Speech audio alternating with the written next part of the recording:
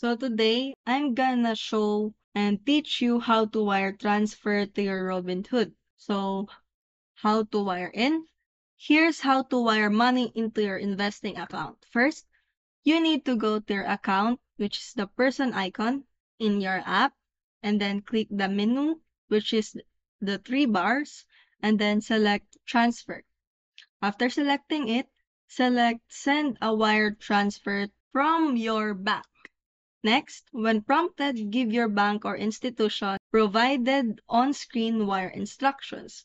And here's how to wire out. How to wire out money to your bank account. First, you must select the account or the person icon in the app, and then click the menu, which is the three bars, and then select transfers. After that, you must select send a wire transfer to your bank.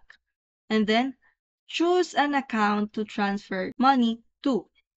Select a bank or institution that you've previously sent a wire to or enter information for a new bank or institution.